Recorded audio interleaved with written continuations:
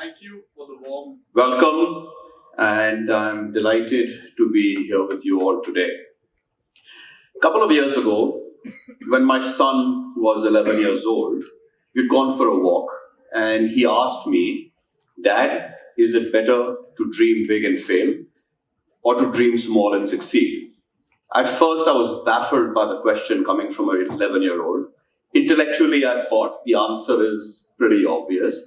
But then it got me really curious. Humans are born to struggle. We struggle every day with something or another. Philosophers of old have also gone on to say that our lives are nothing but struggles. From the minute we are born to the day we die, we struggle every day. It doesn't matter what we have. It doesn't matter our wealth. It doesn't matter our age. It doesn't matter where in the world we live. It doesn't matter our occupation. It doesn't matter. We all struggle, and we all uniquely believe that our struggles, my struggles, are the worst. Why do we struggle so much? One, we want more. And it's a good thing. Inherently, humans are born to grow infinitely. We have something, we want more. Today, you make me the king of India, I'll want to rule Asia. I become the ruler of Asia, I'll want to rule Europe as well. I rule Europe and Asia, I'll want to rule the world. And what happens when I rule the world? I look up at the stars, and I start looking at Mars and start thinking on how do I colonize Mars. We are insatiable in our need to grow and to learn. Second, we struggle a lot because we are very judgmental. We judge ourselves all the time. I wish I was better. I wish I was smarter. I look in the mirror. I wish I was more handsome. I wish I was more humorous. We're always comparing ourselves with people around us, wanting to be better than who we are. We judge the people around us all the time. I wish my wife was a better cook. I wish my children, they looked up to me. I wish my boss was more thoughtful and kind. I wish my employees could think for themselves and do a better job. We're always expecting the people around us to be better and possibly being something they're not. And that leads to a lot of struggle. We also judge our environments all the time. I wish Delhi had cleaner roads, there was less pollution, the sky was blue and there were stars in the sky. We also expect our environment to be better than what it is and possibly something that it's not. We have a very hard time accepting reality for what it is. We are always hoping we, people around us, and the environments are better than what they are. Now, struggle is good. Every time we struggle, it's an invitation from the universe to say, there's an opportunity here for you to learn something. If we struggle because we want more, the universe is telling us, you know what, in this struggle, you are where you are because of what you know today, because of the knowledge that you have and the habits that you have today. You want more, okay, you need to learn more. You need to gain more knowledge, and you'll possibly get to the next level up. It's an opportunity for growth. If you are judgmental, if you're struggling with being judgmental, then it's an invitation from the universe to say, okay, here's an opportunity for you to learn self-acceptance, to learn self-compassion, acceptance for others, compassion for others, to grow in mindfulness, be more present, be more in the moment, and it's an opportunity to learn to grow consciously. Joseph Campbell, many years ago, wrote a seminal book called The Hero with 1,000 Faces. In that he says, it doesn't matter the hero. Every hero, real or fictional, in books, movies, TV shows, it doesn't matter. The journey is the same for all of them. They start humble beginnings. From the comfort of those homes, there's a call to adventure. They're pulled out of their comfort zones. They accept the adventure, which is a metaphor for a challenge in their lives. They struggle with it. They stay with it. They don't give up. They fail. They use all the knowledge they have at that time to overcome that challenge. They don't give up. They stay with it. Eventually, after some time, there is divine intervention. Either a mentor or a coach or a family member or a friend or some knowledge they gain along the way comes in to help them overcome and transcend that adventure. They get on to the other side with new knowledge and skills, and they go home to the celebration victorious as heroes. And then they go on to the next. That is how we humans learn in general. Humans are biological algorithms. We are walking, talking, thinking, emotional software programs, biological in nature. 95% of who we are by the time we are 30, 35 is coded in. We have no control on what we are doing. Our beliefs shape our thoughts. Our thoughts define our actions. That cycle repeats enough. We form habits, and habits lead to the results we get in our life. If you want to change the results in your life, you change the habits. And to change the habits, you have to change your belief systems. Okay? Now, if there is so much struggle in general, and all the growth is related to struggle, why doesn't everybody grow? Why aren't the people who are on the streets in villages who are struggling at a very fundamental level not very successful? Some people, over time, are able to build the habit of a growth mindset. And it takes a lot of work, it takes a lot of years, it takes a lot of effort, but over time, they embrace challenges. What they become really good at is that every time I'm faced with a challenge, I know I'm going to come out on the other side. I know I'm going to learn something and come out stronger on the other side.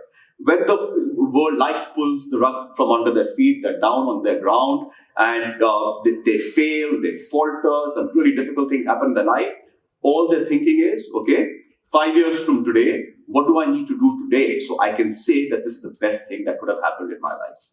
Imagine living with that mindset of constant growth and compounding growth for 1 year, 5 years, 10, 20, 30, 40, 50 years.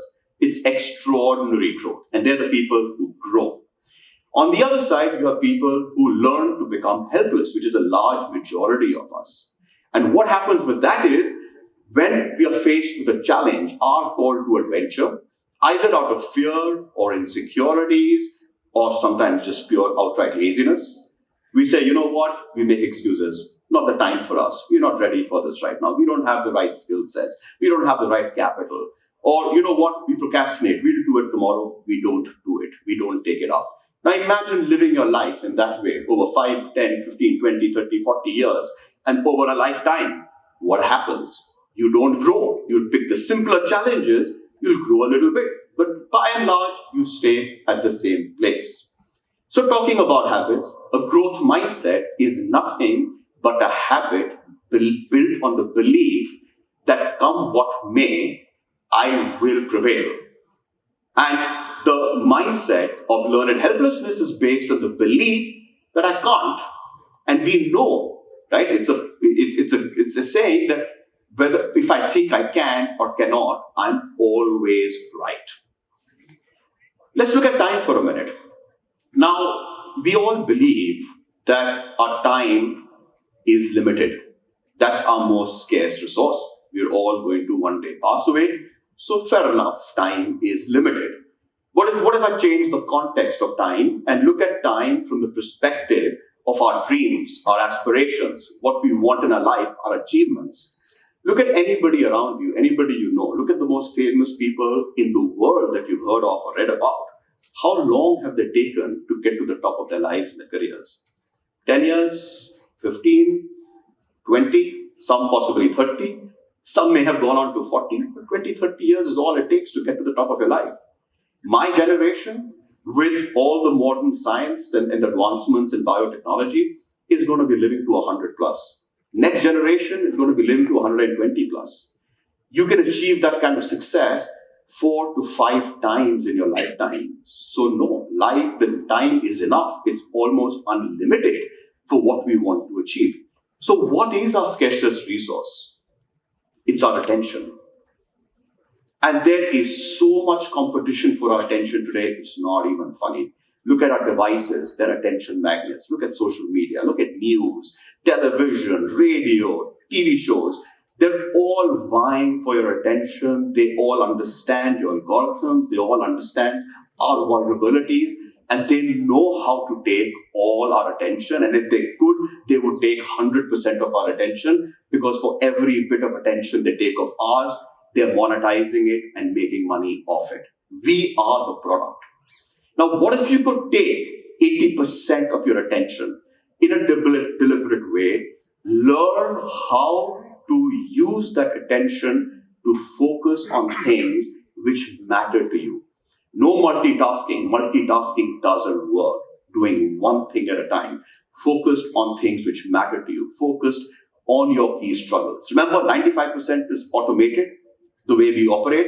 5% is where we have the ability to influence our lives, change our habits, build new habits, make decisions which are contrary to our programming. What if we use that attention in that 5% to build the right habits? What is it that we cannot do? And what if we could choose our struggles? We're going to struggle anyways, right? So for example, one is I want to lose 10 kgs. I will go on to crash diets, which are not sustainable. I will start exercising vigorously for a couple of months, which is not sustainable. I may, after 3-4 months, end up losing my 10 kgs. But what happens when I stop? Within weeks, months, I gain it back. It's a lot of struggle. Then next time, I'll go for it again. And I'll struggle again, and I'll possibly lose it. Eventually, one day, I'll give up and say, you know what? I've only got one life. Let me just enjoy it. Hell with all this. Okay?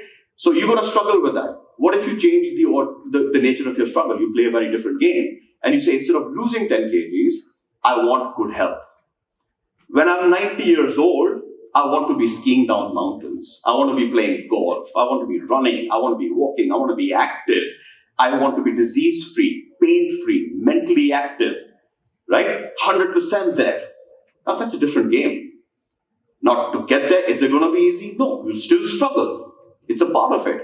But you'll struggle very differently. You'll make different choices. You'll possibly focus on your nutrition a little bit. You'll focus and try intermittent fasting. You'll understand diet better. You'll start looking at meditation possibly. You'll start going for a walk every day. But you'll build things into your life which are sustainable, which you can do every day for the rest of your life. Still a struggle, but 100 times the outcome. You can apply that to most things. You can apply that to wealth. I want to be rich versus, you know what? Let me try and be the best in the world at what I do. Or if I'm running a business, let me make a difference to the industry I serve. Let me make a difference to the people who work for me. Let me make a difference to the society. Okay, along the way I may get rich, but what a fulfilling life. How much more would I be able to contribute and make a difference to the world around me? So coming back to the question my son asked, is it better to dream big and fail? Or is it better to dream small and succeed? If you've been able to cultivate a growth mindset, you're already dreaming big. It's automatic. If you're not, you're ready for it. You're not afraid of failure. You're here to learn, to grow. It's the journey which matters. Bigger the dreams, grander the adventure, richer the journey. The journey is the end. The dreams are just the means. Every day you will learn. You can start with nothing, and in your lifetime be building castles in the sky many times over. If you've been unfortunate enough to develop or learn it, to have learned to become helpless, well, it's not too late. All the modern sciences say today that our brains are neuroplastic. That means it doesn't matter what age, even at 75, we can change our brain patterns. We can rewrite our brains. We can build new habits. Old dogs can learn new tricks. It's never too late. All you got to do is when the next call to adventure comes, you say yes, however scary it is. However much you doubt yourself, you say yes. You stay with it. You don't give up. You keep going day after day after day after day. However long it takes, it may take years. Divine intervention, magic does happen. Answers do come, and eventually you will transcend the adventure and be the hero of your own life and your own journey. And that is what you want to get to, and then repeat it again and again till it becomes a habit and you get back on the path to growth. So, to keep it really simple, when life throws that lemon at you, stay still. stay calm, get a glass, get some sugar, get some salt, keep some water, keep some ice, get a spoon. Sometimes the lemon is going to hit you on the face and it's going to hurt like mad. But over time, you're going to get good at catching that lemon, squeezing it, making a delicious beverage. And ladies and gentlemen, enjoy the beverage. Thank you.